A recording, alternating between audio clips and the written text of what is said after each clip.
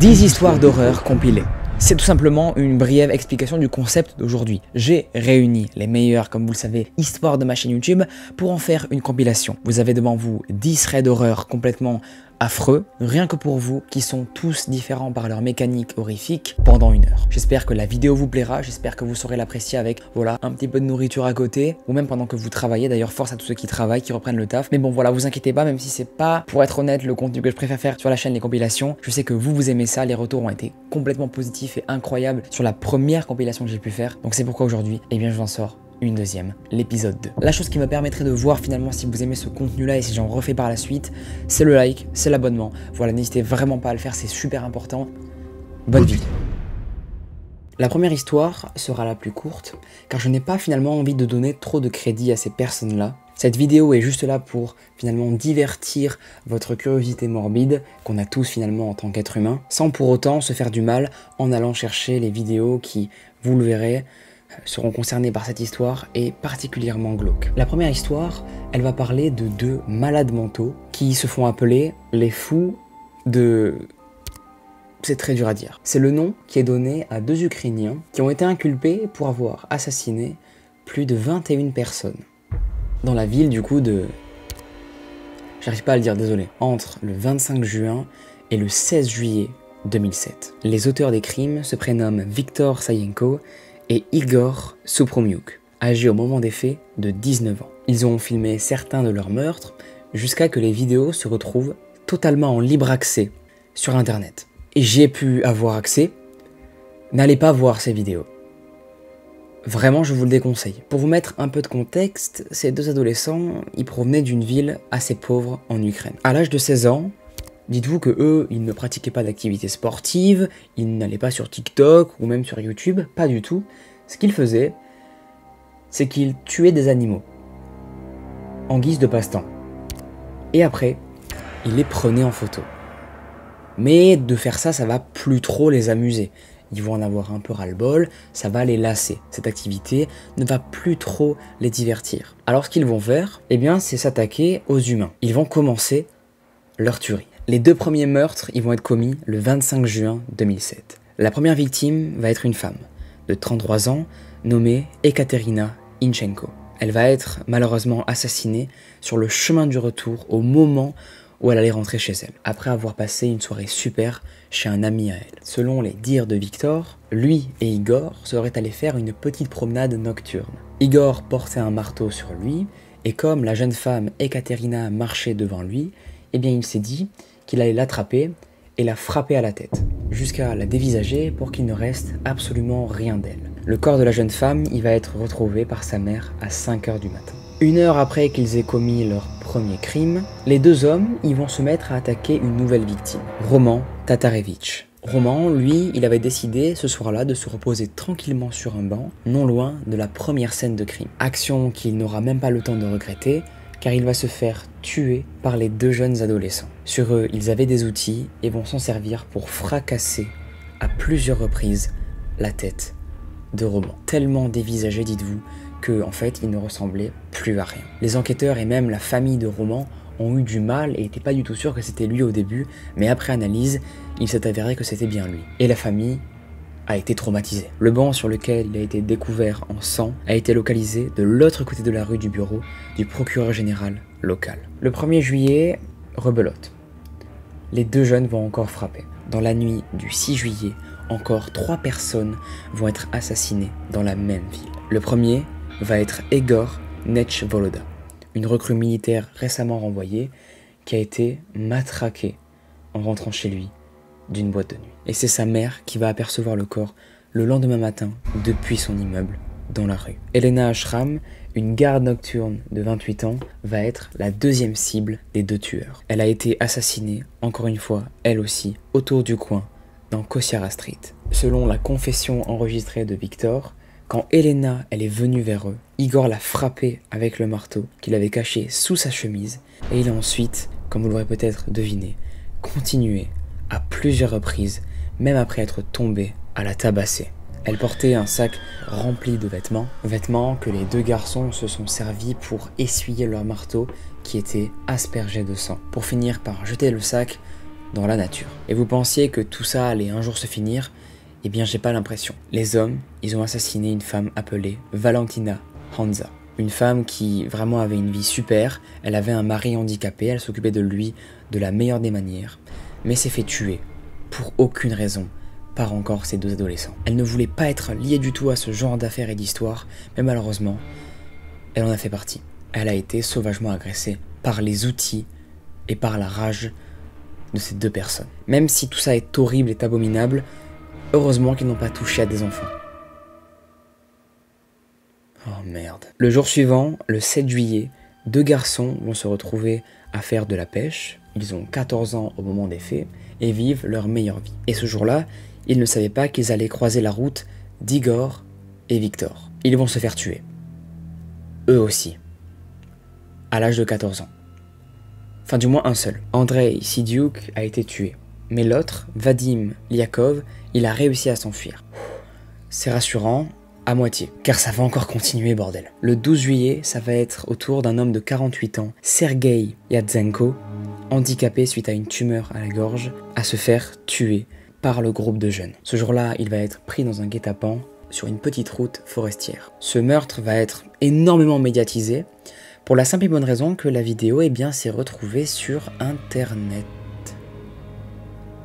Ils ont filmé le meurtre de ce monsieur. Son corps a été retrouvé 4 jours plus tard. L'état de son cadavre témoignait, comme pratiquement tous les autres finalement, d'un acte de barbarie abominable. Comme ce que je vous ai dit, comme la plupart des cadavres, en fait, on n'arrivait pas trop à identifier l'identité des victimes. Comme les deux jeunes en fait fracassaient la tête de leurs victimes, c'était très compliqué de les identifier à cause de l'extrême sauvagerie de ces meurtres. Après ça, encore 12 meurtres vont suivre, plusieurs corps vont être retrouvés, à tel point qu'on en retrouvait pratiquement plusieurs dans la même journée. Tous ces crimes-là n'ont clairement pas été du tout décidés sur le moment par panique. Non, ils ont été réfléchis. Les principales victimes, comme on peut d'ailleurs le remarquer, c'était souvent des personnes très vulnérables. Des femmes, des enfants, des personnes âgées, des sans-abri, des personnes handicapées et même parfois des personnes ivres. Ces deux jeunes-là ne s'attaquaient, comme on peut le constater, jamais à des personnes beaucoup plus fortes physiquement que eux. La plupart des victimes, ils vont remarquer que les objets utilisés pour ces tueries-là étaient souvent les mêmes. Des marteaux, des objets émoussés ou encore des barres de fer. Je n'ai pas précisé les détails des meurtres pour la simple et bonne raison que je vais le résumer maintenant et que aussi c'est très hardcore en fait. La plupart des victimes elles vont être mutilées comme vous l'aurez deviné, torturées et certains avaient même les yeux arrachés en étant encore en vie. Toutes les photos peuvent le témoigner, vous les aurez vues pendant cette histoire et je pense que j'ai même pas besoin de rentrer encore plus dans les détails pour vous montrer que les actes étaient totalement inhumains. Mais va arriver le 11 février 2009. Ça va être la libération pour tout le monde, pour toutes les familles qui ont vécu un enfer à l'annonce des meurtres de ces deux jeunes-là. Les 3 accusés, car oui en fait il y avait un complice dans tout ça, que je voulais vous dire juste après, vont être reconnus coupables. Sayenko, Igor et Victor ont été condamnés à l'emprisonnement à perpétuité et Alexander Hanza, un de leurs complices qui participait à quelques meurtres, va faire 9 ans de prison. C'est-à-dire logiquement que le gars est actuellement dehors. Après peut-être qu'entre temps il a récidivé et qu'il est retourné en prison, je n'ai pas l'info sous les yeux, je vais être honnête, mais waouh, c'est impensable. Je n'arrive pas à me dire que ça a arrivé. Malheureusement les vidéos et les photos me prouvent le contraire, et c'est tout simplement horrible. J'envoie toute ma force aux familles qui ont vécu tout ça, et bref, venez on passe à la prochaine histoire parce que c'est vachement... j'ai pas envie d'en parler plus quoi, c'est juste horrible et glauque. Très glauque. Erika, elle va nous raconter aujourd'hui une expérience qui l'a particulièrement traumatisée. Merci à elle, et je commence à vous la raconter du coup maintenant. Alors voilà, Erika, il faut savoir qu'elle a une meilleure amie, qu'on appellera Lison. Erika, elle va nous décrire que Lison, durant sa scolarité, durant la maternelle, c'était pas trop une bonne fréquentation, voire la pire qu'elle aurait pu avoir. Elle lui en voulait très souvent pour des choses basiques et futiles. Erika, elle, qui est très sensible, ça la touchait, et donc elle s'excusait constamment, sans aucune raison. Même elle ne comprenait pas pourquoi elle s'excusait, mais elle faisait quand même. Lison, c'est la meilleure pote de Erika, mais ça ne l'a pas empêchée à la laisser seule, souvent dans la cour de récré, pour aucune raison. Lison va très souvent délaisser Erika, à tel point qu'elle en venait à pleurer pendant plusieurs jours. Mais malgré tout ça, Les filles vont quand même passer beaucoup de temps ensemble. Bon, plus chez Lison que chez Erika, car à cette époque-là, Erika préférait aller chez Lison car elle trouvait ses parents super cool. Elle avait vraiment une bonne affinité avec la famille de Lison, et c'est super cool, comme elle nous le décrit. Ce n'était un secret pour personne à cette époque-là.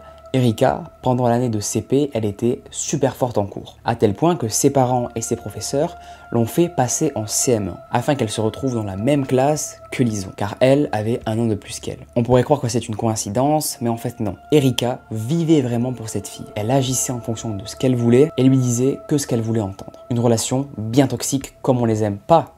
Personne n'aime ça. Mais en plus de ça, Lison, elle était jamais satisfaite. Tout ce que faisait Erika, pour elle, était très mal. Ce qui a d'ailleurs donné pas mal d'embrouilles en message, mais aussi dans la vie réelle. Fait important que je place ici, les deux filles habitaient dans des rues perpendiculaires. Et vous verrez que ce détail-là, il aura son importance pour la suite de l'histoire. Et va arriver un fameux soir, comme à son habitude, Erika, elle va dormir chez sa meilleure pote, Lison.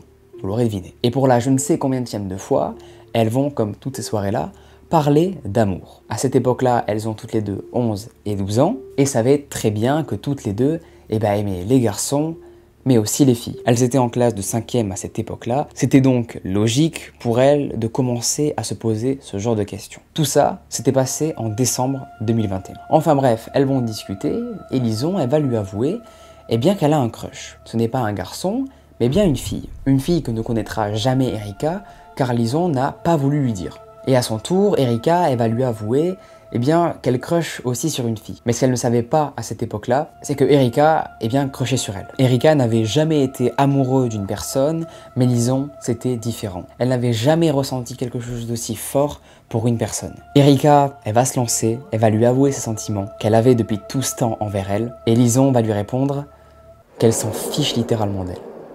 Que pour elle, ce n'était absolument pas du tout le cas et qu'elle crushait sur une de ses meilleures amies, mais tout sauf elle. Car évidemment, Erika ne faisait pas du tout partie de ses meilleures amies. Alors que pour elle, c'était sa meilleure amie. Enfin du moins, la seule amie qu'elle avait. Après que Erika ait annoncé cette nouvelle-là à Lison, bien sûr ça va la mettre hors d'elle, elle va commencer à péter un câble et va finir par se disputer contre Erika, lui disant qu'elle est tout simplement bizarre, en la rabaissant, etc. Et Erika, ça va la foutre super mal, vous l'aurez deviné, et elle va donc finir sa nuit en pleurant. À partir de ce jour-là, Erika elle va nous expliquer que Lison n'a plus du tout été la même avec elle. Elle est devenue très distante, froide, sans aucune raison. Dès que Erika lui demandait pourquoi elle réagissait comme ça, pourquoi elle était distante, là, Lison ne répondait pas qu'elle lui en voulait pour la soirée d'hier, mais bien qu'elle avait fait quelque chose d'horrible et qu'elle lui en voudrait toute sa vie si elle l'apprenait. Erika ne s'imaginait à aucun moment que les révélations qu'elle allait apprendre allaient marquer à tout jamais sa vie. Après 3 mois intenses de solitude à rester seule dans la cour du collège, Erika elle va recevoir un message de la part d'une personne. Cette personne, oui, c'est Lison. Erika avait réussi enfin à convaincre Lison, son ancienne meilleure copine qu'elle aimait tant, de lui raconter toute la vérité. Après que Erika ait un petit peu forcé, Lison lui a envoyé mot pour mot « J'ai failli te tuer ».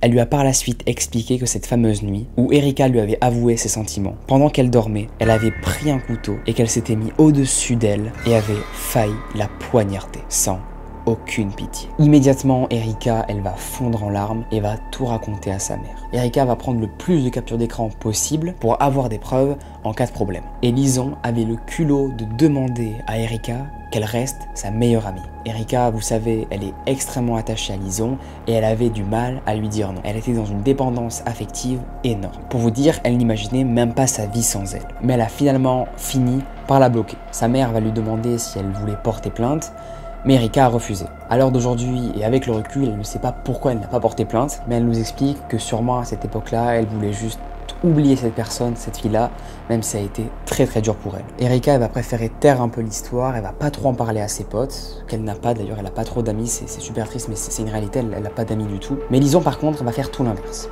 Elle va en parler à tout le monde de cette histoire-là. Toute la classe va être mise au courant de cette histoire. Et un mec d'ailleurs qui était homophobe a dit aux nouvelles amies qu'elle s'était fait récemment qu'elle parlait dans leur dos. Ce qui était totalement faux.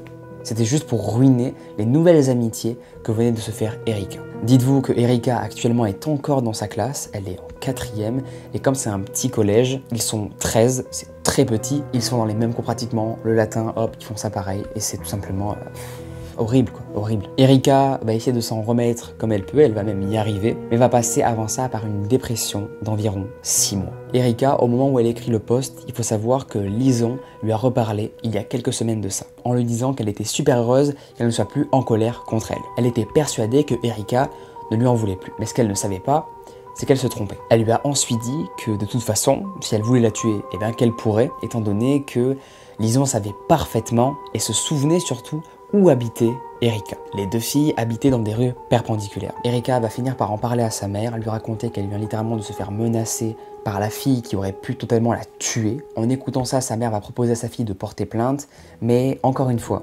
Erika a refusé. Elle n'a pas voulu en parler au juge, voilà, elle trouvait ça trop horrible pour elle de revivre et de re-raconter tout ça. Rien qu'en parler dans ce thread, Erika ça la fout un peu mal, ça lui fait remonter de mauvais souvenirs. Enfin bref, elle nous remercie d'avoir lu ça.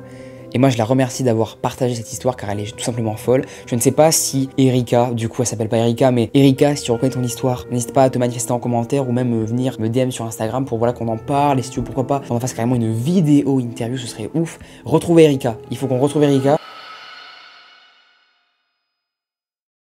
Ok, merci Léo pour ton histoire, ça y est, on est parti pour la 3e et c'est celle de Sandra. Et tout de suite, pour vous mettre dans le contexte, l'histoire se passe le 25 décembre 2012, donc en plein Noël. Ce jour-là, Sandra, ses grands frères et ses parents doivent aller chez leur grand-mère pour le fêter, et on vous prévient, c'est très loin, c'est à peu près 20 mètres. Ah non, c'est pas une blague, c'est vraiment à 20 mètres, mais Sandra nous prévient, c'est une grande retardataire. Ses grands frères vont donc en avoir marre de l'attendre, ils vont aller chez sa grand-mère et ça va être pareil pour les parents qui en ont marre et qui vont s'y rendre aussi. Et d'ailleurs, petit détail, ses parents vont prendre les clés du garage, étant donné que la porte d'entrée est condamnée, il fallait passer par le garage pour sortir et pour rentrer, et Sandra n'avait qu'à claquer la porte du garage pour la fermer à clé. Sandra finit quand même par partir, sauf qu'elle a eu une merveilleuse idée, elle a mis ses talons alors que dehors il neige sévère. Il n'y a pas de sel, ça glisse à mort, bref c'était clairement pas la meilleure de ses idées. Et même si la maison de sa grand-mère se trouve à 20 mètres, il faut quand même faire un petit détour pour y accéder et donc passer par la rue. Bref, Sandra est en train de marcher, elle lutte pour ne pas tomber, elle fait de son mieux et au bout d'un moment alors qu'elle est en route, elle a le réflexe de regarder sur sa gauche. Et là, au calme, elle remarque sur sa gauche qu'il y a un homme qui est accroupi derrière le muret de son voisin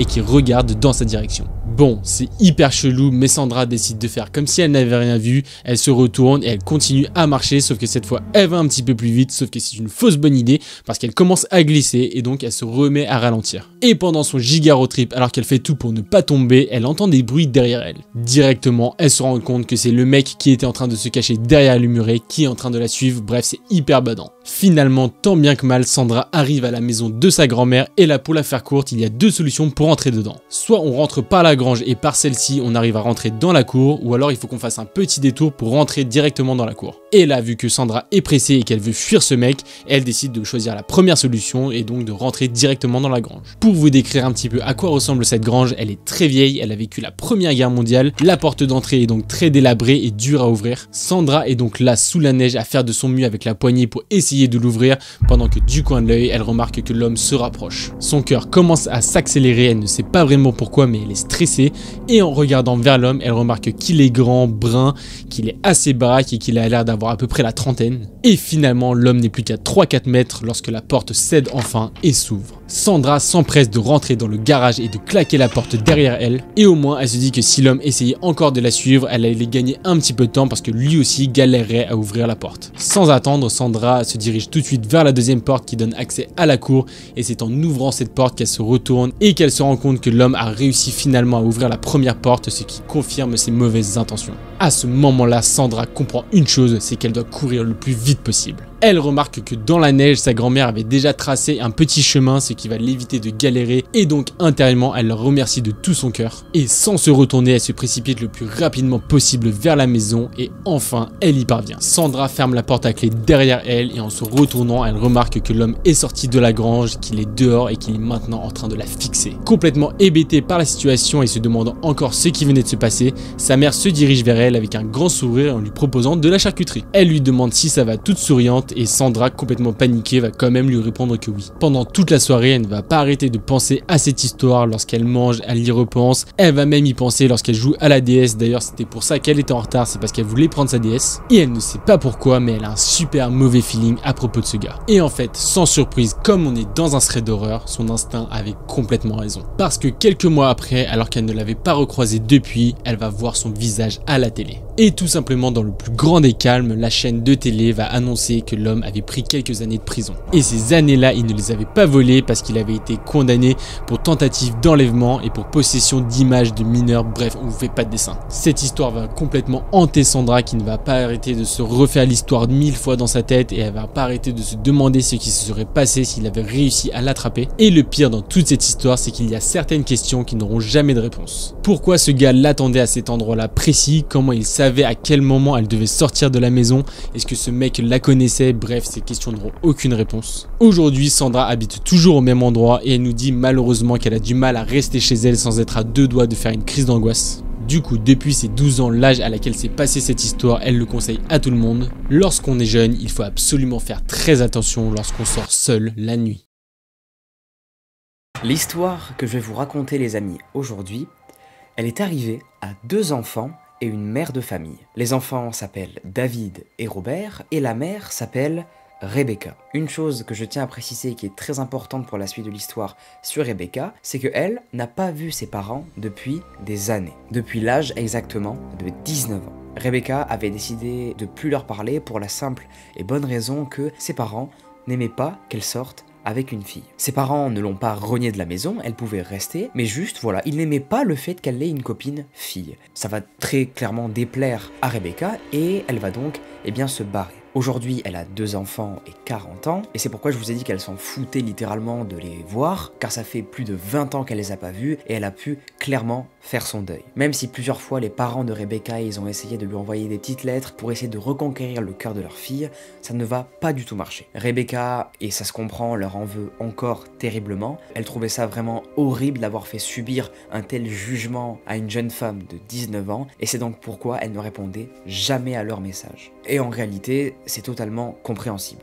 Mais bon, malheureusement, qu'elle le veuille ou non, un jour, elle était dans l'obligation de les recontacter. Alors, là vous allez me dire pourquoi, et je vais vous expliquer. Rebecca, il faut savoir une deuxième chose, c'est qu'elle est comptable dans une entreprise. Entreprise qui lui obligeait à faire des stages. Ces stages se passaient souvent très loin de chez elle, et comme là elle était en galère de thunes, elle ne voulait pas les faire garder par une nounou qu'elle aurait dû payer, donc elle va se rediriger vers ses parents. Robert et David vont être mis au courant par Rebecca, leur mère, qu'ils vont tout simplement séjourner chez leurs grands-parents. Ils vont être super contents, ravis, car ils n'avaient jamais rencontré leurs grands-parents. Rebecca va donc se décider à envoyer un message à sa mère, chose qu'elle n'avait pas faite depuis très longtemps, et va donc lui demander naturellement si ses enfants peuvent venir à la maison. Pendant plus d'1 heure, Rebecca ne va avoir aucune réponse de sa mère, et va avoir la peur qu'elle est bloquée. Sauf que non, après qu'elle ait pensé ça, quelques minutes vont s'écouler, et c'est à ce moment-là qu'elle va avoir une réponse de Loïs, sa mère. Loïs va répondre « yes ».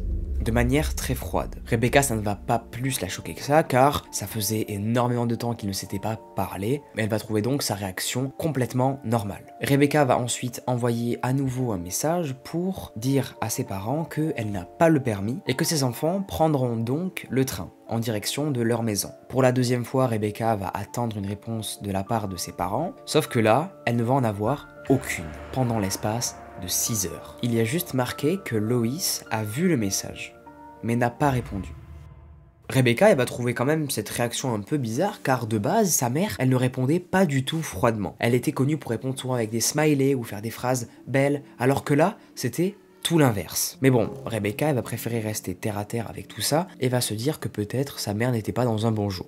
Ça peut arriver. Le lendemain, arrivé à la gare, les valises prêtes, les enfants de Rebecca vont lui dire au revoir, lui faire un gros bisou pour partir vers la maison de leurs grands-parents. Dans le train, bien sûr, ils sont tous les deux excités, Robert et David, de voir à quoi ressemblent leurs grands-parents. Ils en deviennent complètement fous, euphoriques de ouf, et après 2 heures de trajet, ils arrivent enfin à destination. Arrivés à la gare, ils pensaient voir leurs grands-parents les attendre, sauf que non.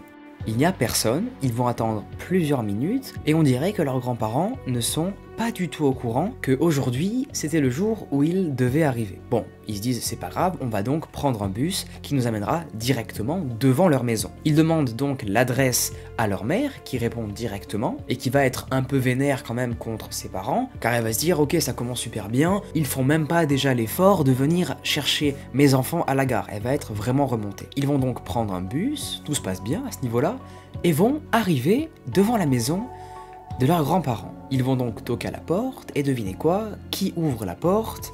Leur grand-père. Et quelques secondes après, Loïs va arriver, leur grand-mère. Alors là, ça va être l'explosion de joie. Même si Robert et David ont dû prendre un bus pour venir jusqu'ici, ils étaient quand même super contents de voir enfin leurs grands-parents, qui avaient l'air super gentils. Sauf que l'ambiance va très vite devenir gênante pour Robert et David, qui vont remarquer que leur grand-père s'est fait caca dessus.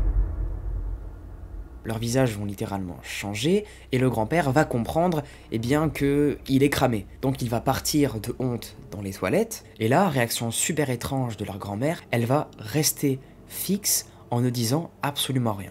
Comme si elle s'en foutait littéralement de ce qui venait de se passer. Mais quelques minutes après, elle va reprendre ses esprits en rigolant de manière très forte pour ensuite expliquer à Robert et David en fait que leur grand-père commence à se faire assez âgé et c'est très connu que les personnes âgées, malheureusement, reviennent à un stade au niveau hygiène comme les nourrissons et en viennent donc parfois à se chier dessus. Mais bon, en soi, ça ne va pas trop les choquer, comme ils sont assez bien éduqués et savent très bien que quand on vieillit, on a tendance par moment à se faire caca dessus. Après avoir passé donc une journée assez fatigante dans les transports, ils vont passer à table.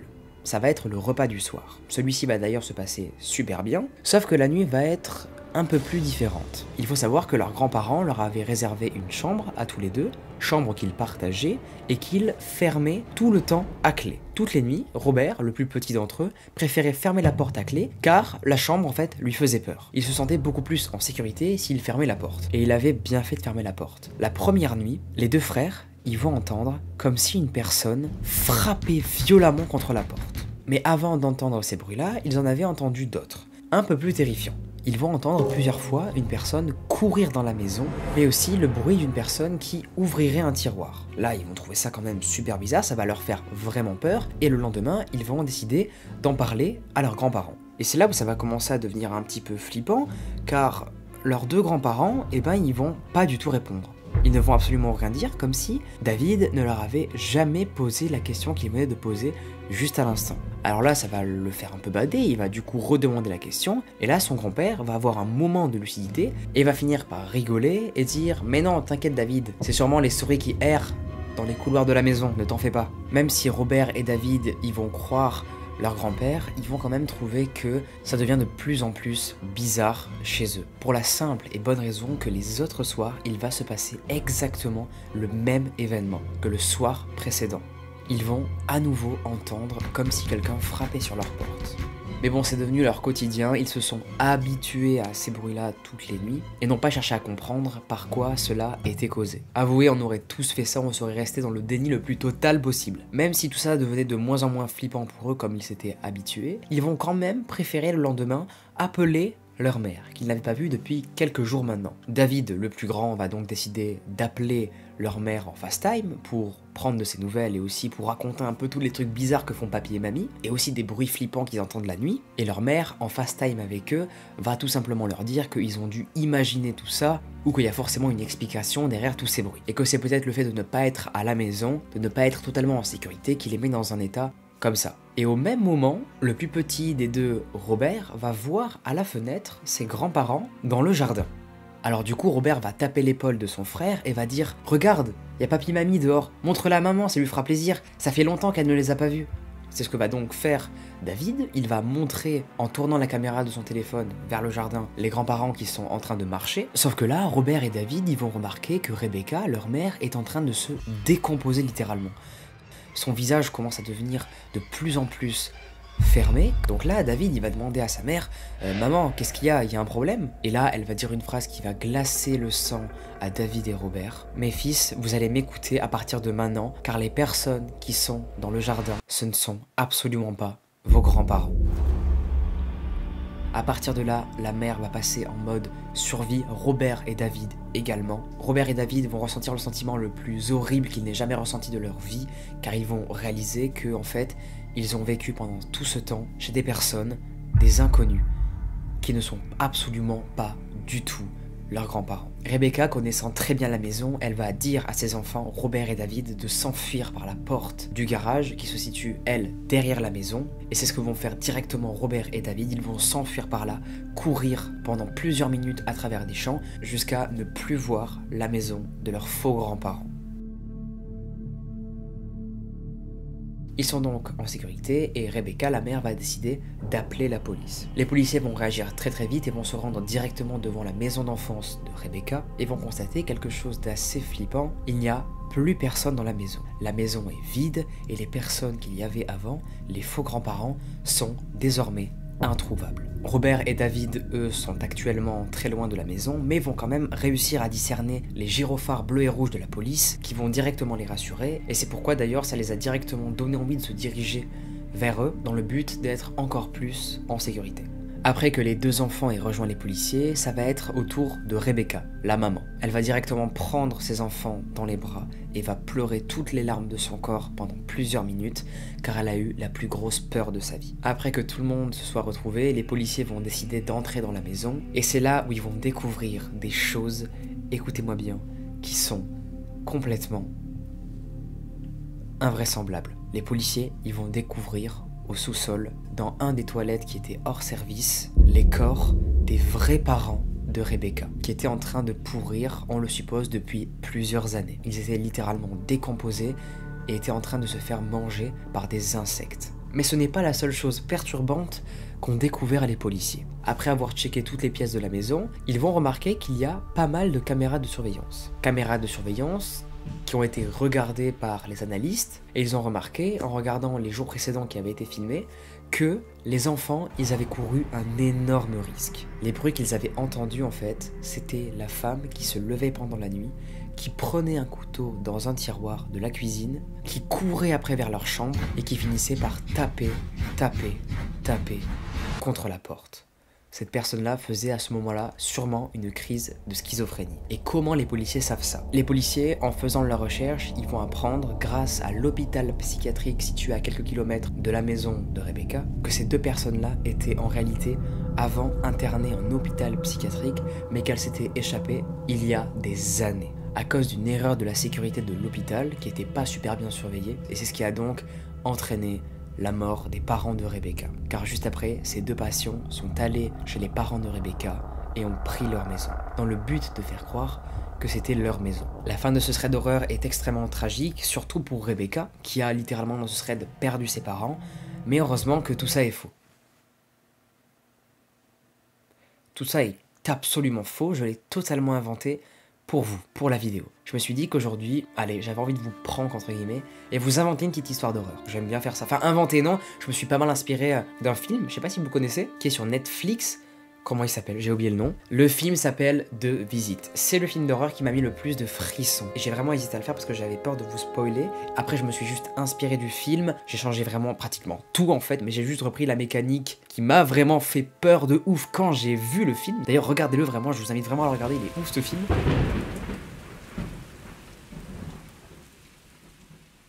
Ce qui est cool avec le prochain témoignage qui est arrivé à Marine du coup, c'est qu'on a des photos à l'appui. Elle a pris en photo le lieu où il lui est arrivé quelque chose de très flippant et je vais vous le raconter tout de suite. Je te remercie par avance de lire ce message et de prendre le temps de faire connaissance de mon récit. Eh bien Marine, avec grand plaisir. Depuis toute petite, j'ai l'habitude avec mes parents de partir en vacances ou en week-end en camping-car. Nous partons régulièrement dès que l'occasion se présente à nous.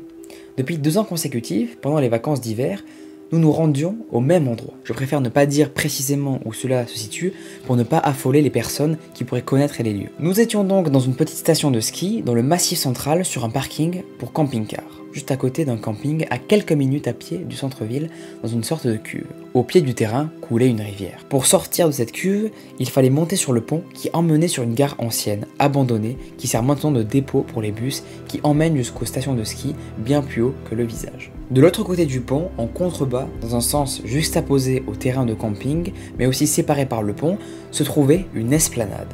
Esplanade grande, recouverte de neige, tout le temps déserte. Nous avons un chien, et comme chaque matin, je me chargeais d'aller le promener dans cet espace. Les seules personnes qui pouvaient s'y rendre sont celles du camping ou de l'air camping-car pour promener leurs animaux. Et il y a une maison abandonnée que je n'ai jamais vue ouverte. Et ce détail, je pense qu'il sera très important pour la suite, elle nous le dit pas, mais je pense personnellement. De toute façon, je n'avais jamais vu personne ici quand je m'y rendais. Sauf ce jour-là, l'an dernier, il y avait quelque chose. Il faisait froid et il y avait de la neige. Et je voyais que la porte était ouverte, et de la vapeur d'eau s'en échappait en énormes volutes. Devant, une voiture citadine était garée. Je me suis d'abord demandé directement comment elle était arrivée ici. Puis, je ne me suis pas attardé sur ce détail, voyant ce que j'avais en face de moi. Quelque chose était attaché par les pieds au plafond de la maison, attaché par des chaînes de métal. La chose était complètement en lambeaux, méconnaissable, un amas de chair, le physique d'un cadavre. Je ne pourrais pas dire ce que c'était, et il y avait quelqu'un, en tenue civile, qui passait un Karcher dessus, causant toute cette vapeur. Je n'ai pas réfléchi bien longtemps, mon cœur battait vite et je ne voulais pas m'attarder une seconde de plus. J'ai fait comme si je n'avais rien vu et j'ai pressé le pas pour faire demi-tour, interrompant mon chien dans sa promenade. Et là, Marine, en voyant ça directement, elle va se poser plein de questions. Qu'est-ce que c'était? Je n'ai pas pu reconnaître la forme de cette chose, elle était en lambeaux. Est-ce que c'est normal? Idem. Aucune réponse.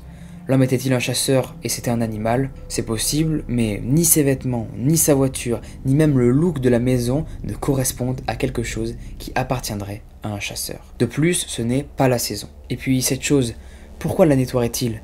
Elle était si abîmée, il n'y avait rien à récupérer? Je suis rentré bien vite au camping-car et j'ai vite raconté à mes parents ma découverte. Ils ne m'ont pas cru, puis après réflexion, ils ont dit que c'était un chasseur. Je me suis alors convaincu que c'était bien cela, mais j'en doute encore régulièrement. Le plus étonnant, c'est que ça ne m'a pas plus perturbé que cela. Je l'ai vécu, et les jours qui ont suivi, j'agissais comme si rien de tout ça ne s'était passé. J'avais 17 ans à ce moment, il n'y avait rien. Et je confirme bien que la maison n'avait en aucun trait une correspondance à celle d'un chasseur. En tout cas, c'est mon avis. J'en ai fait part à mes amis, et ce qui les étonne le plus, c'est l'histoire en elle-même. Mais c'est aussi mon attitude, le fait que j'agisse comme si c'était quelque chose de banal. Je pense que c'est ce que j'essaie de me dire pour dédramatiser la chose. J'ai donc fait des photos de l'esplanade que je vais joindre pour appuyer et aussi pour avoir des avis. N'hésitez pas les amis, si vous avez des avis pour Marine, elle en serait je pense très contente. Je vais aussi joindre un schéma de l'endroit car j'ai peur que mes explications soient confuses. Elle est trop déterre la Marine, merci à elle, c'est un pur bonheur de lire une histoire comme ça. Je vous remercie de nouveau pour avoir pris le temps de lire ce message. Si jamais vous avez plus de questions, je reste bien sûr ouverte pour plus de renseignements. Je vous souhaite une bonne fin de journée. Marine. Aku Yadav. Il a violé près de 200 femmes dans un bidonville en Inde.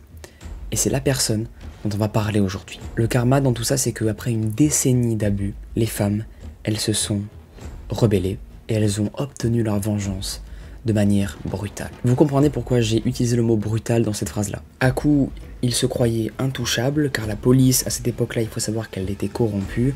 On est dans un pays très très pauvre, dans un bidonville. La police n'est vraiment pas du tout dans la justice comme on la connaît nous par exemple en France. Là, on y retrouvera, vous le verrez, énormément de dérives policières. Agresseur documenté de jeunes filles, Aku Yadav était connu pour avoir soudoyé les policiers pour qu'ils laissent tranquilles ses crimes. Des habitants de New Delhi ont même déclaré qu'il s'était enfui une fois en tuant au moins 3 personnes pour aucune raison. Aussi intouchable qu'il était à cette époque-là, ses victimes, elles l'étaient aussi. Elles n'avaient pas le droit à une police conforme aux vraies règles. Le plan de Aku Yadav, il était très simple, c'était de cibler des personnes très très bas dans la société en Inde, dont il savait pertinemment que les commissariats se moqueraient s'il déposait plainte contre lui. Pourquoi il déposerait plainte contre Aku, vous me direz? Car ce gars-là, il violait des femmes. Et plusieurs. Énormément de fois. Par jour. Par mois, ça pouvait être vraiment très régulier. Aku, il va faire ça pendant plusieurs années. Il va même rassembler une équipe pour violer des personnes collectivement. Et un jour même, il a fait ça sur une fille de 12 ans. Et on pense que ce n'est pas l'âge le plus jeune qu'il ait fait. Il a commis ces crimes horribles, car oui, c'est carrément des crimes, qu'on se le dise, jusqu'au 13 août 2004. Parce qu'à partir de ce moment-là, la population féminine, du moins, a arrêté de se laisser faire. Ce qui a été très dur, mais elles y sont arrivées. Et je vais vous raconter leur exploit, il est juste fou. Des dizaines de femmes vont constamment signaler Yadav à la police, mais ce que les policiers faisaient, c'est qu'ils riaient. Ils rigolaient dès que voilà, il y avait une plainte, ils faisaient haha c'est marrant, on s'en fout vraiment de ce que vous pensez et vraiment de ce que vous dites, vraiment allez vous faire voir. C'est ce qu'ils répondaient souvent. En gros quoi, hein, vraiment je vous généralise ça. Yadav, il est soudoyé depuis des années et à chaque fois qu'une femme se plaignait, la police alertait Yadav qui rendait alors visite aux femmes pour les intimider. Ce que faisait Aku, c'était très simple. Quand il était informé voilà, qu'une femme s'était plainte de lui, il lui rendait visite. Il la menaçait qu'il la plongerait dans de l'acide, la décomposant littéralement du coup, qu'il la violerait à nouveau, plusieurs fois, et qu'il blesserait aussi des membres de sa famille. Toutes ces femmes en avaient marre de vivre dans la terreur. Elles en ont eu un jour assez de tout ça. Usha Nayaran, l'une de ses victimes, qui avait été harcelée à plusieurs reprises par Yadav, a donc enrôlé son beau-frère pour l'aider.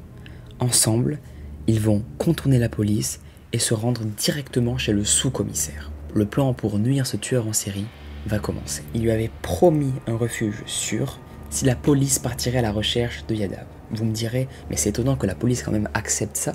Eh bien, oui, c'est normal en fait, car la police était aussi pauvre à cette époque-là. Cette nuit-là, la maison d'Aku Yadav va être renversée et réduite en décombres par des voisins et des résidents locaux en colère. Pour vous dire quand même que le gars n'avait pas non plus une trop bonne réputation.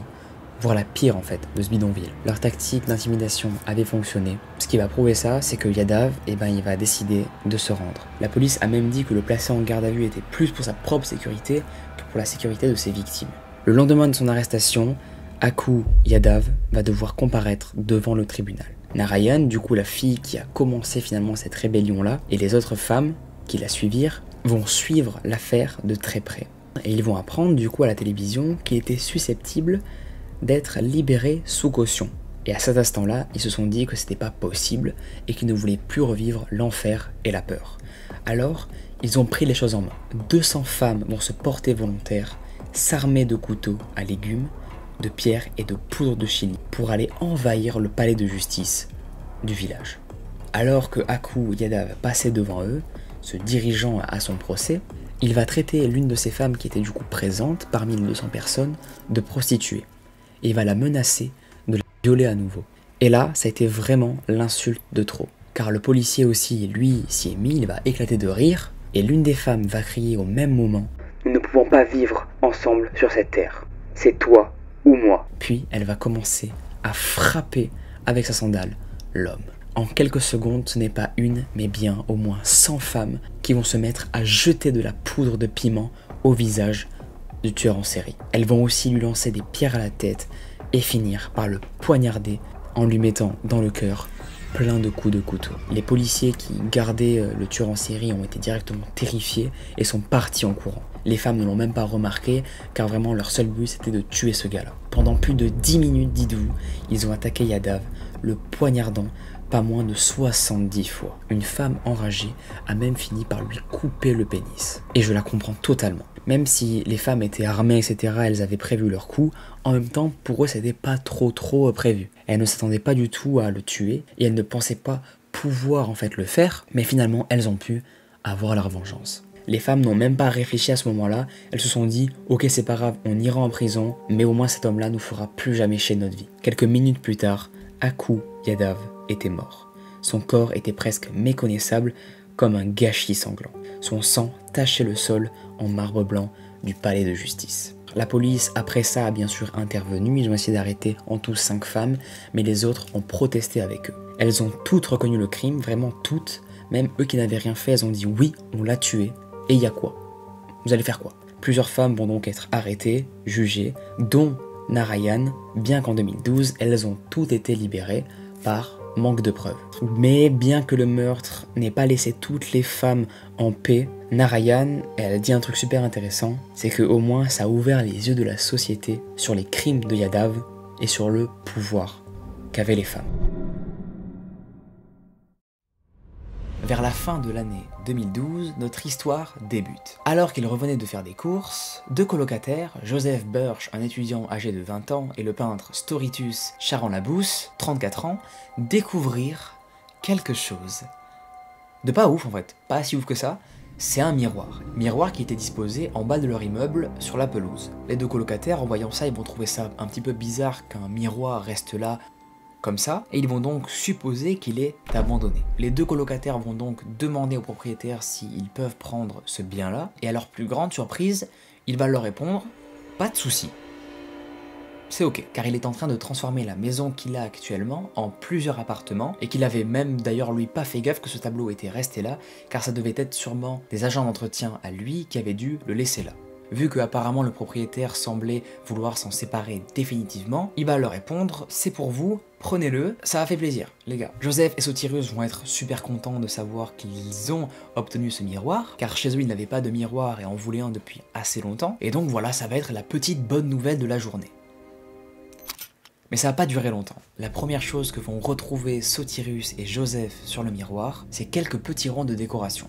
Et ça, dans chaque coin du miroir. Il semblait aussi y avoir de légères marques d'ongles, ce qui va laisser directement penser aux deux colocataires que ce miroir, il a eu un passé un petit peu chelou. Pour vous décrire ce miroir, déjà il était très grand et il avait un style victorien. Ce tableau, ils vont tellement le trouver beau qu'ils vont le mettre au-dessus d'un radiateur. C'est pas le meilleur moyen de mettre en valeur cette beauté, mais pourquoi pas? Et à partir du moment où ils ont décidé de mettre le tableau juste au-dessus du radiateur, c'est à partir de là que les événements très étranges ont commencé à se produire. La plupart des événements vont être inexplicables. Ils vont remarquer que les conduits d'eau devenaient de plus en plus bruyants, que les lignes téléphoniques se montraient de plus en plus brusques et capricieuses, et que le radiateur sur lequel était posé le miroir avait tout simplement cessé de fonctionner. Pour on ne sait quelle raison, très bizarre car cela n'était jamais arrivé auparavant. Un autre jour aussi, ils vont se réveiller avec une horrible douleur qu'ils n'avaient jamais eue aussi auparavant, traversant chaque partie de leur corps. Puis brusquement, cette douleur, elle est partie, aussi vite qu'elle est arrivée. Ce phénomène, oui, s'est reproduit plusieurs fois sur Joseph et Sotirius, à tel point qu'ils ont pensé à un moment donné que des gens faisaient du vaudou sur eux. Au début, ils vont nier le fait que c'est potentiellement ce miroir-là qui cause tout ça chez eux, mais vont très vite réaliser que ça ne peut plus continuer comme ça et qu'il faut faire quelque chose. Ils ne vont pas avoir le réflexe de littéralement le dégager de la maison, pas du tout, ils vont le repeindre. Espérant donner une nouvelle jeunesse à ce miroir, il va décider, Sotirius, de le repeindre en gris alors que celui-ci, au début, était noir. C'est la pire idée qu'ils aient pu faire. Ils pensaient en faisant ça traquer les mauvaises ondes, sauf que ça a fait tout l'inverse. Celles-ci se sont décuplées. Joseph et Sotirius étaient arrivés à un stade, quand ils se trouvaient dans leur appartement, les deux hommes étaient inexplicablement envahis par un sentiment horrible de catastrophe. Comme si quelque chose de terrible était sur le point de se produire. Après qu'ils aient changé la putain de couleur de ce tableau, ils ont commencé à faire des cauchemars, à se sentir pratiquement tout le temps épuisés pour aucune raison, et même à plusieurs reprises, ils ne pouvaient même pas se lever de leur lit, tellement que leur corps était faible. Comme si quelqu'un prenait l'énergie de nos deux colocataires pour la transformer en des actions tout simplement mauvaises. Ils ressentaient le niveau d'épuisement d'un sportif de haut niveau après une course alors qu'ils n'avaient même pas bougé de leur lit. Pour vous dire, c'était très bizarre. Et bizarrement, quand ils sortaient de leur appartement, instantanément, ils se sentaient beaucoup mieux. Mais aussitôt, lorsqu'ils rentraient chez eux, bam, ça le refaisait.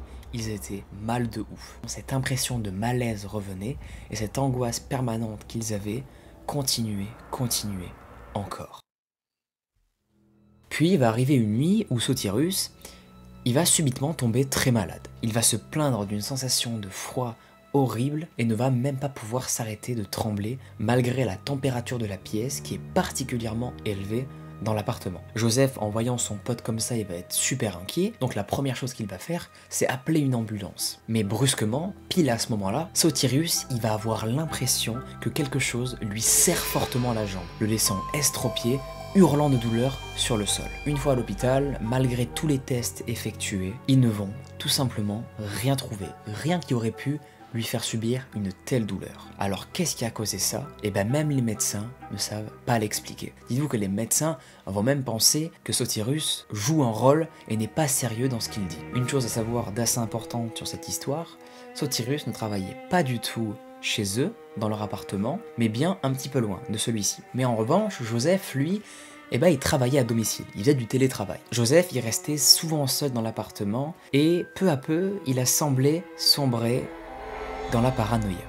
Mais ce n'est pas pour autant que Sotirius ne va pas ressentir, hors de chez lui-même, quelque chose de très bizarre. Il va avoir l'impression pratiquement tout le temps d'être observé, comme si une chose le suivait régulièrement. Joseph, le fait d'être seul, il va un peu mal le vivre. Il va être extrêmement anxieux, à tel point que quand il va aller voir un médecin, celui-ci va directement lui prescrire des antidépresseurs. Les antidépresseurs, ils vont être assez efficaces sur lui, ça va l'apaiser, sauf que ça ne va pas empêcher à Joseph à vivre des événements très troublants, encore une fois, dans son appartement. Et vous allez voir que ça va être encore plus hard à force d'avancer dans la vidéo. Ainsi soulagé et apaisé, Joseph, ce n'est que à ce moment-là qu'il va remarquer plein de choses étranges qui se passaient autour de lui, des choses auxquelles il n'avait pas prêté attention du tout. Il va remarquer petit à petit que les téléphones et les clés de leur appartement disparaissaient, de manière assez régulière. Un matin, il a même entendu un bruit très fort, comme une sorte de détonation, dans sa salle de bain. Il est donc allé voir, et là il a vu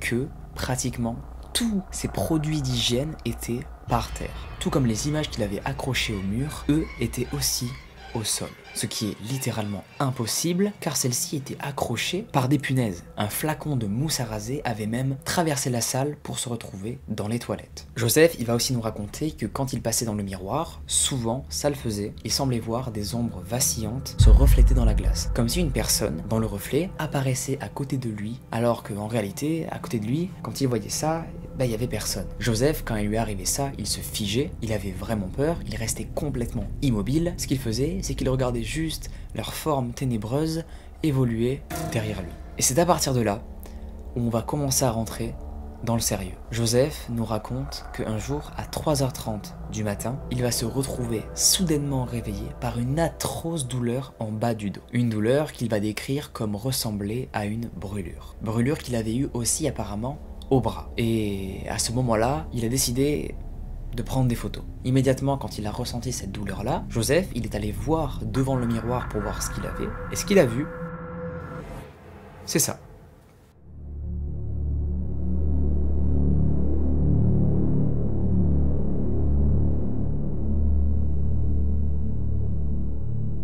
Joseph, il va être persuadé à ce moment-là que ce n'est pas lui qui a fait ça, qui se l'est fait lui-même, car c'est impossible, comme il avait les ongles très courts. Alors comme il va se dire ça, eh ben, il va décider de regarder pour voir si dans son appart, à disposition, dans la zone où il aurait pu aller, il y a des objets pointus qui auraient pu causer ces brûlures. Sauf qu'il ne va rien trouver, vous l'aurez deviné. Jusque-là, Joseph n'avait jamais trop eu peur de ce miroir, il n'avait jamais été très superstitieux, mais maintenant, quand il passait devant celui-ci, il avait une chair de poule indescriptible et son ventre, dites-vous, se tordait, comme s'il voyait devant lui la pire peur de sa vie. Imaginez-vous un truc que vous détestez, un truc qui vous angoisse profondément, eh bien, dites-vous que c'est ce qu'il ressentait devant ce miroir, Joseph. Et c'est horrible en vrai.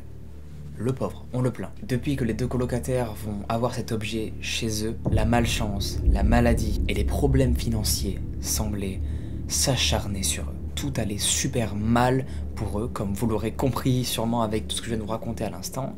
Et c'est pourquoi ils ont donc décidé, enfin, de le vendre sur eBay. Ah non, pas de le dégager, pas de le brûler, pas du tout. De le vendre sur eBay. Ça veut dire qu'il restera encore chez eux un petit moment, jusqu'à qu'un acheteur achète ce tableau maudit. Ce qu'ils vont d'ailleurs préciser dans l'annonce. Joseph, il va prendre soin d'écrire la situation, comme elle est concrètement, en espérant que quelqu'un ayant l'habitude du surnaturel s'intéresse à l'objet et puisse faire quelque chose. Mais l'histoire ne s'arrête pas du tout là. Elle continue, elle s'empire encore. Quand ils ont décidé de mettre l'objet en vente sur eBay, c'est à partir de là où ils sont arrivés au summum de leur flip. Joseph, il va mettre sur Facebook ce qui lui est arrivé depuis qu'il a mis en vente cet objet sur eBay. Depuis que j'ai mis le miroir en vente sur eBay, j'ai pu expérimenter les choses suivantes.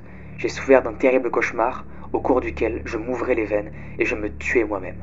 À partir de ce moment-là, je me suis retrouvé à regarder le reste de mon rêve comme si j'étais un fantôme, un acteur secondaire. Je n'ai pas arrêté de me réveiller et de me rendormir, mais à chaque fois le rêve recommençait, reprenant là où il s'était arrêté. La nuit où j'ai souffert de ce cauchemar, je me suis réveillé avec des griffures, cette fois le long de mon pied gauche. Alors que notre équipement marchait parfaitement, la ligne téléphonique et l'accès internet semblaient morts. Et TalkTalk, notre fournisseur, n'a toujours pas trouvé la cause de la panne. En outre, l'eau chaude et le chauffage et l'appartement se sont déclenchés apparemment sans raison. Alors vous imaginez très bien que toute personne voyant ça sur eBay n'achète pas le tableau. Vraiment, c'est impossible. Personne va acheter ça. C'est... Non, il va y avoir une seule personne anonyme il va y avoir... Putain, il y a eu des bruits sa mère. Il va y avoir une seule personne anonyme qui va leur demander s'il peut avoir le tableau pour 100 livres. Offre qu'ils vont accepter directement, même s'il avait mis un peu plus haut le tableau, et ben ils vont lui dire ok. Et depuis que ce tableau est parti de chez eux et littéralement disparu de leur espace de vie, ils n'ont plus jamais vécu de choses terribles comme ils ont pu le vivre, comme je vous l'ai raconté dans les mois qui ont suivi. Bon Léo mon ref et la commu de Léo, d'ailleurs vous êtes des grands ouf, n'oubliez pas, ce soir je vais vous raconter une histoire, c'est celle de Veil qui a 23 ans. Et pour contextualiser, dès le début de cette histoire, elle commence par nous préciser qu'elle s'est passée en 2019. À ce moment-là de sa vie, elle a 18-19 ans et elle est en stage dans une animalerie. Et à ce moment-là de sa vie, elle cherchait un travail et en attendant, Pôle emploi lui avait conseillé un stage et donc c'était celui-là. Pour nous raconter un petit peu son quotidien lors de ce stage, le lundi matin, elle arrive à peu près aux alentours de 9 h, elle commence par nettoyer les cages des animaux et ce jusqu'à midi. Après ça, elle mange normalement et elle finit sa journée tranquillement. Sauf que ce lundi-là est assez spécial parce que Veil se rend compte que c'est en fait son dernier lundi au sein de cette entreprise. En fait, pendant la pause déjeuner, une agence l'avait appelé pour lui demander si elle était disponible pour travailler dès le lendemain dans un de leurs magasins. L'occasion est beaucoup trop belle, Veil est super contente. Du coup, elle va directement prévenir son employeur à l'animalerie, lui dire que le lendemain, elle ne sera plus là parce qu'elle va travailler autre part et lui dit que c'est complètement ok, qu'il n'y a aucun souci et que clairement, il lui souhaite le meilleur. Veil est super contente et super excitée à l'idée de démarrer un nouveau boulot. Du coup, clairement, pendant toute la soirée, elle ne fait que y penser et le lendemain, elle s'y rend et elle commence sa journée. Et les premiers jours se passent super bien, elle est bien accueillie, elle commence à apprendre un petit peu les ficelles du métier, bref, elle vit sa meilleure vie. Et finalement, jeudi arrive, elle fait la rencontre de Thomas, qui lui aussi a été contacté par l'agence pour démarrer le boulot aujourd'hui. Veil et Thomas sont un petit peu dans la même situation, ils ont été contactés de la même manière, par la même agence, et les deux sont débutants, du coup ils vont être formés un petit peu ensemble, et donc amenés à passer du temps ensemble, et Veil nous le dit, à travers ses premiers jours, le contact ne passe pas super bien, et elle n'aime pas vraiment Thomas. C'est un espèce de feeling qui lui est coincé au fond de la gorge, elle ne sait pas trop l'expliquer, en soi il n'est pas super méchant, mais elle a vraiment l'impression que c'est le genre de cas à qui on ne peut pas faire confiance. Mais bon, après tout, ça reste un collègue, il faut entretenir des liens professionnels, du coup elle va essayer de passer outre ça pour qu'il y ait une bonne ambiance de travail et clairement elle va prendre sur elle. Malheureusement, c'est vraiment pas de chance pour elle, elle a vraiment l'impression d'être touchée par le karma divin parce que pendant les prochains jours et pendant toute la semaine quasiment, elle va être amenée à travailler au même endroit que lui, au même rayon et du coup elle va physiquement le côtoyer pendant très longtemps. Et pendant qu'ils bossent ensemble, que Veil essaie de se concentrer au maximum pour essayer de l'oublier, au fur et à mesure, Thomas va commencer à l'aborder un petit peu, à lui raconter des choses sur sa vie personnelle, des choses qu'elle n'a absolument pas demandé. Et comme on va le voir, les doutes de Veil vont vite se confirmer parce que le gars va commencer à lui raconter des anecdotes vraiment ultra cheloues, clairement il n'y a pas d'autre mot. Par exemple, un moment, il va lui dire qu'il a une petite amie, que c'était une ex avec qui il est resté pendant 1 an, mais que cette dernière ne voulait absolument pas de relation physique avec lui, et du coup au bout de 6 mois, il en a eu marre et il l'a donc touché. On vous rassure, on est tout aussi surpris que vous et que Veil d'ailleurs qui va lui tirer une tronche vraiment bizarre et bien méritée. En tout cas, ça nous aide tous à cerner le gars, on voit très bien de quel genre de personnage il s'agit. Et vous allez voir, ce n'est même que le début. Parce que les jours d'après, il va directement s'en prendre à Veil et on vous prévient, ça devient un petit peu bizarre et même carrément chelou. Parce que en passant à côté d'elle, il va essayer de la frôler un petit peu, de lui faire des attouchements, de poser une main sur ses fesses et à chaque fois que ça arrive, Veil ne sait pas vraiment comment réagir. Elle essaye de minimiser un petit peu ce qui s'est passé, peut-être parce qu'elle a pas envie de s'avouer que c'était vraiment grave. Mais bon, ça la saoule de plus en plus et en même temps on la comprend parce que c'est vraiment pas normal ce genre de situation. D'ailleurs, si ça vous arrive, n'hésitez pas à en parler à votre patron et à votre entourage en général. Mais bref, Veil, elle commence à de moins en moins le supporter et à chaque fois qu'elle lui demande d'arrêter, il se remet à le faire de plus belle. Sauf que malheureusement, ça s'arrête pas là. Un jour, alors qu'elle est au travail, elle finit à 14h15 et ce jour-là, elle doit rentrer en vélo. Sauf qu'en allant récupérer son vélo, elle voit que la chaîne a un petit peu déraillé et qu'elle doit la remettre en place, sauf qu'elle ne sait pas vraiment comment faire, elle a jamais trop bidouillé ce genre de choses et c'est bien entendu Thomas qui va se porter à sa rescousse. Au début, même si jusque là le gars était complètement chelou, voire même plus que ça, elle va lui être un petit peu reconnaissante, elle va donc le remercier, enfourcher son vélo et commencer à faire le chemin du retour, sauf que là, elle voit derrière elle qu'il y a Thomas en vélo et qu'il est également en train de la suivre. En réfléchissant 2 secondes et en fouillant dans sa mémoire, elle se souvient qu'il lui avait parlé de là où il habitait et clairement c'était pas du tout à cet endroit de la ville, du coup elle est complètement complètement sûre d'être suivie. Elle va donc s'arrêter, lui demander pourquoi il la suivait. Et là, dans le plus grand des calmes, Thomas va directement la regarder dans le blanc des yeux et lui dire qu'il se rendait tout naturellement chez elle. Veille, clairement, elle est sous le choc, elle sait absolument pas comment réagir. Elle va simplement lui dire les premiers mots qui lui passent par la tête, lui dire qu'il ne peut pas faire ça, qu'il doit absolument rentrer chez lui et que ce n'était pas possible en fait. Mais là, Thomas, c'est un bon gros forceur comme on les déteste bien dans les threads d'horreur, et complètement détaché, il va lui dire que bah non, il allait venir chez elle et qu'ils allaient même faire des choses ensemble, bref, où on fait pas de dessin, sinon Léo tu vas être démonétisé. Complètement paniqué et ne sachant pas trop quoi faire, Veille va simplement retourner sur son vélo. Elle voit que Thomas n'est absolument pas ouvert à la discussion et que quoi qu'il arrive, il comptait la suivre. Mais heureusement pour elle, à ce même moment, elle entend le téléphone de Thomas qui se met à sonner et elle profite donc de l'occasion pour se mettre à pédaler à fond pour essayer de le semer. Et finalement, au bout de quelques minutes à pédaler à fond, elle se rend compte qu'elle a réussi. Veille rentre finalement chez elle et après ça, la routine continue. C'est un petit peu bizarre, mais Veille devait certainement être sous le choc. Elle devait encore une fois être en train de minimiser la dangerosité et la gravité des faits parce qu'elle ne va parler à personne de cet incident, de ses attouchements, et d'ailleurs ces derniers vont continuer au boulot. Et c'est finalement le dernier jour de son contrat, au bout des 2 semaines qui se sont écoulées dans ce magasin, qu'elle va voir une collègue à elle pour lui parler de la situation sans toutefois citer Thomas et lui demander si c'était normal qu'elle subisse ces attouchements. Et c'est tout à fait normal, sa collègue est complètement scandalisée, tout simplement. Elle va lui dire que c'était certainement Thomas dont elle parlait parce que de toute façon ils étaient tout le temps ensemble et qu'il lui avait également toujours semblé chelou. À ce moment-là, Veille est quand même super stressée, elle a très peur des conséquences qui pourraient retomber sur Thomas et donc sur elle s'il apprenait qu'elle l'avait en quelque sorte dénoncé, et la collègue de Veille va lui dire de l'attendre ici le temps qu'elle en parle à sa supérieure, et c'est à ce moment-là, sous la pression et sous la peur, que cette dernière se met à faire une crise d'angoisse. Et malheureusement, on n'aura pas vraiment le fin mot de cette histoire, on ne sait pas vraiment ce qui est arrivé à Thomas, quelle peine il a eu s'il en a eu une.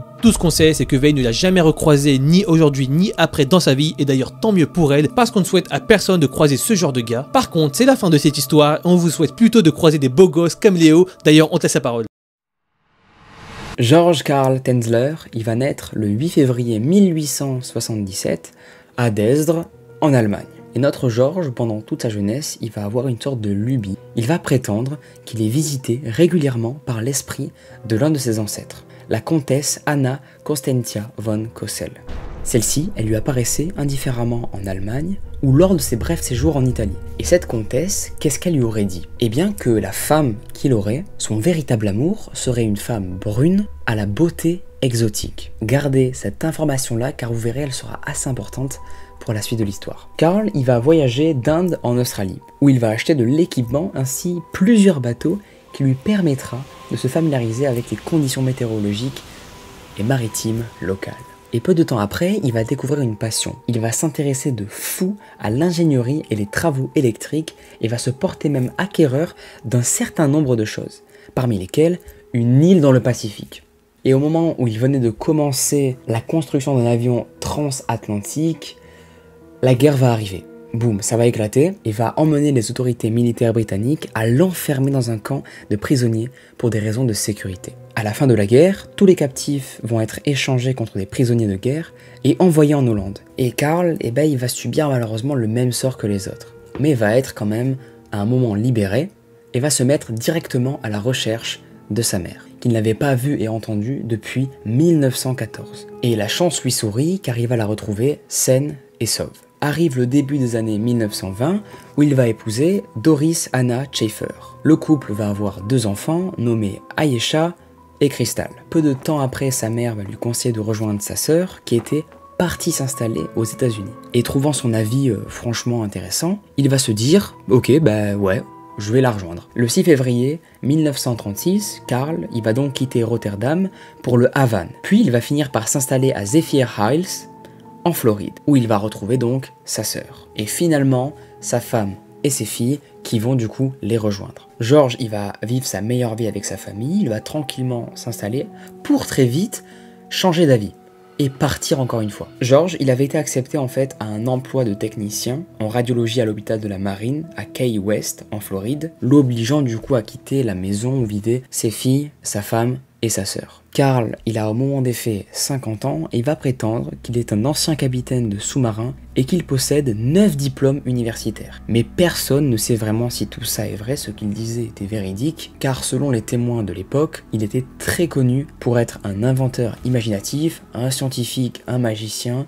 de l'électricité, et parfois un ingénieux menteur aussi. On ne sait pas vraiment en fait si tout ce qu'il affirme est vrai. Tout ce que je vous raconte actuellement est tiré de sa biographie en fait qu'il a fait. Mais en tout cas, ce qui est véridique, c'est l'histoire horrible à laquelle il a participé. Et j'y arrive très vite, vous inquiétez pas. Le 22 avril 1930, Karl, il va faire la connaissance d'une femme. Cette femme, elle s'appelle Maria Elena Milagro.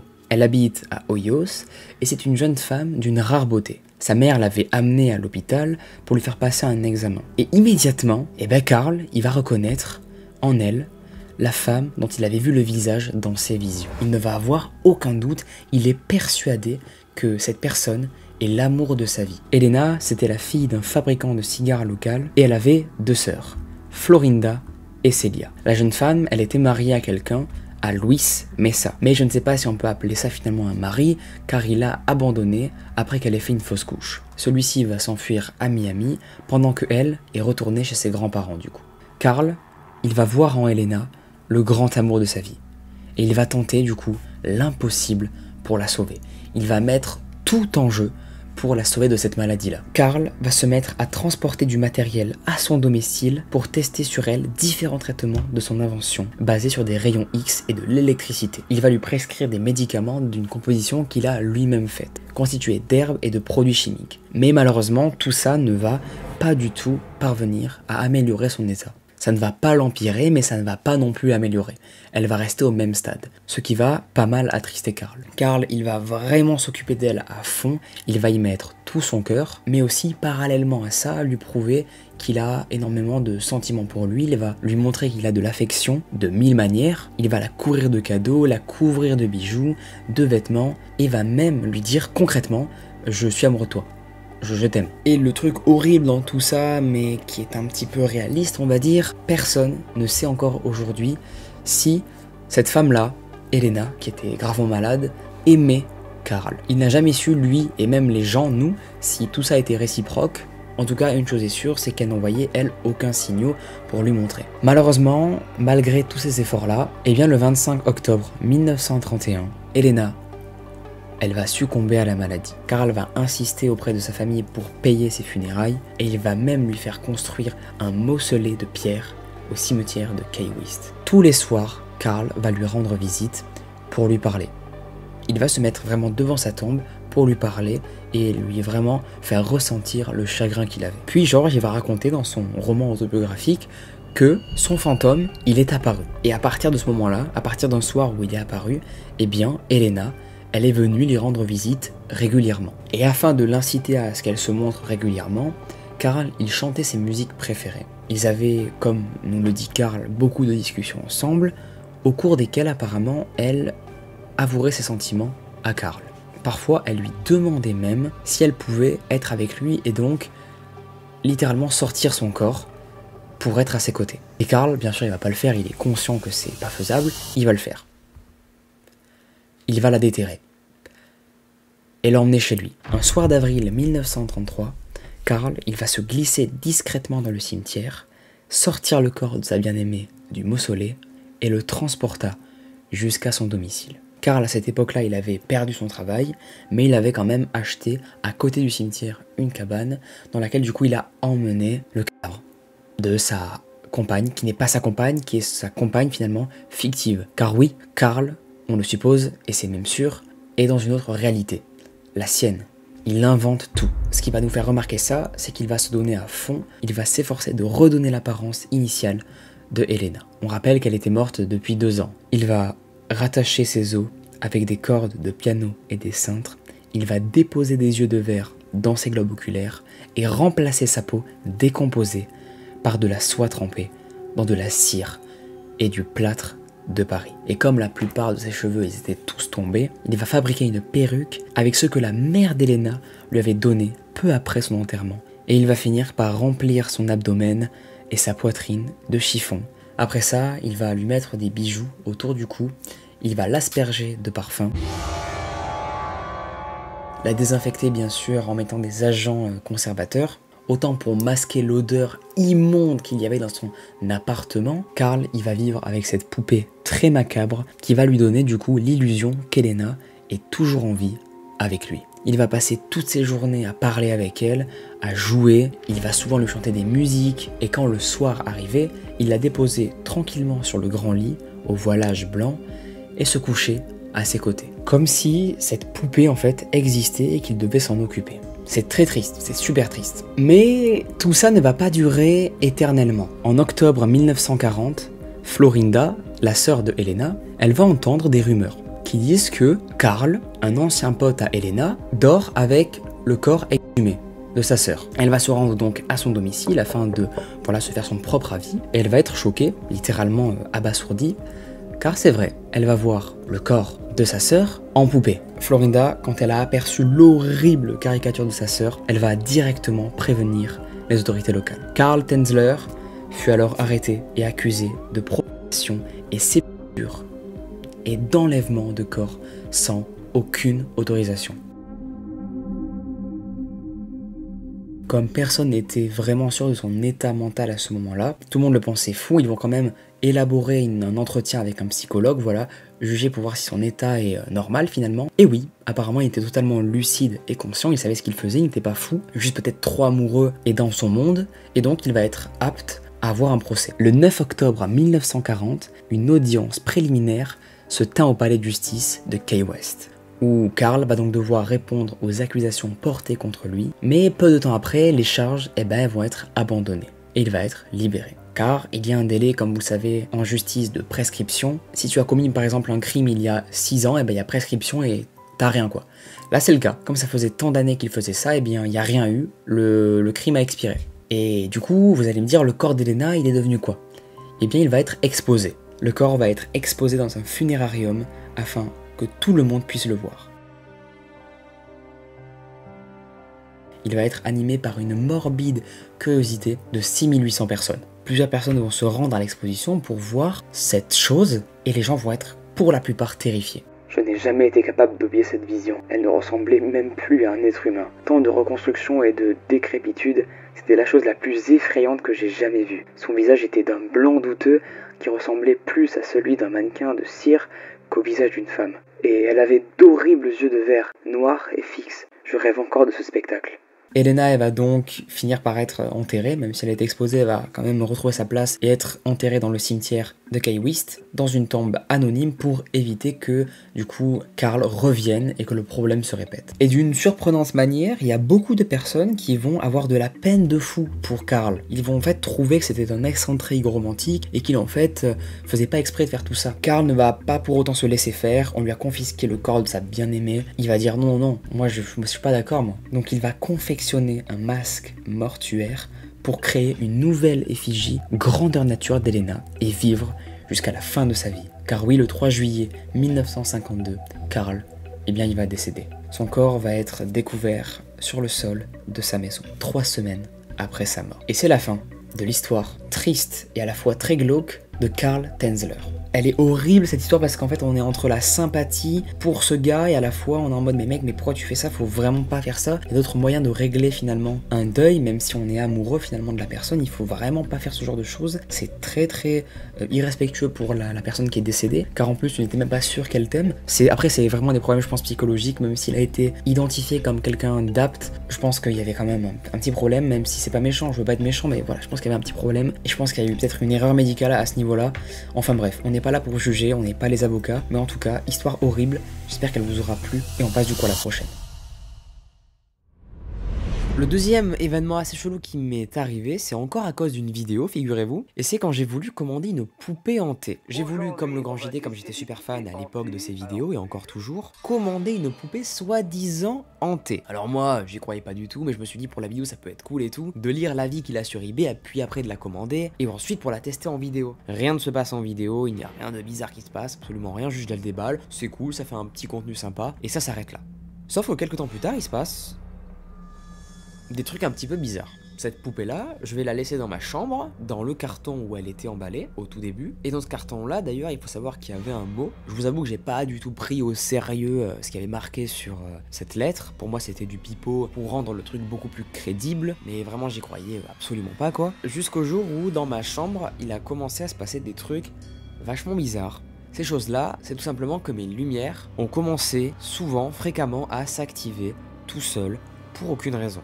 Même ça m'arrivait souvent, je posais des questions, et en fait ces lumières-là me répondaient. Je devenais fou, hein, vraiment, je devenais complètement fou, mais des fois ça marchait, et c'est ça qui me faisait un peu bader en fait. Alors après, du coup, j'en ai parlé à mon père, s'il pouvait régler ce problème-là, car en fait, ces bugs-là se passaient que dans ma chambre. Bien sûr, après que je lui ai dit ça, il a essayé de régler ce problème-là, mais encore, quelques jours après, bam, ça a recommencé. Les lumières, elles clignotaient encore toutes seules. Et les gars, donc il se passe un truc un peu chaud avec cette lumière-là, c'est qu'en fait, l'autre marche très bien, on peut le voir là-bas, mais elle marche pas du tout, enfin je sais pas, elle fait des trucs bizarres. What, mais putain, mais mec, mais... Et tout le temps, ça le refaisait, jusqu'au jour où ma poupée, je décide de la mettre hors de ma chambre. Je l'avais mis entre ma fenêtre et mes volets. Il y avait, vous savez, un petit espace. Les gens, eux, souvent mettent des chaussures, des pots de fleurs, leurs doigts qu'ils ont au préalable coupés. Non, personne ne fait ça. Et bien non, moi je mettais ma poupée hantée que j'avais achetée sur eBay. Donc voilà, je la mets et tout, ça se passe super bien. Bref, le lendemain, je me réveille et tout, et je vous assure que cette poupée n'avait pas bougé. Je l'avais bien laissée dans le carton entre ma fenêtre et mon volet. Sauf que quand je me réveille, ma mère me dit qu'elle a retrouvé la poupée déchiquetée dans le jardin.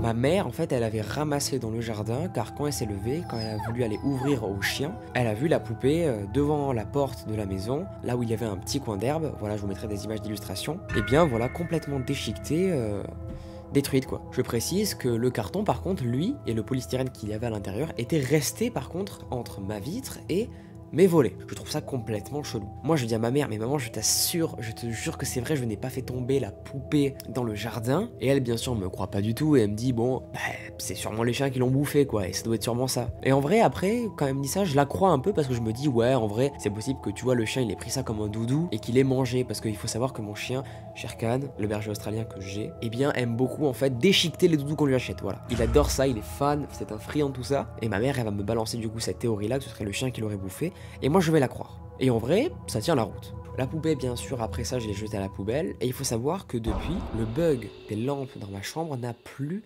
jamais eu lieu. Et ça, je trouve ça fou. Par contre, encore, aujourd'hui, là où était avant notre cuisine, et notre poubelle par la même occasion, des fois la lumière, elle clignote. Elle clignote. Et ça, je trouve ça fou. Je trouve que la coïncidence est folle, même si je pense que c'est un bug d'électricité qui est en bas. Je trouve ça quand même super bizarre. Mais bon, allez, on va rationaliser encore ça et on va se dire que ça peut s'expliquer. Ok.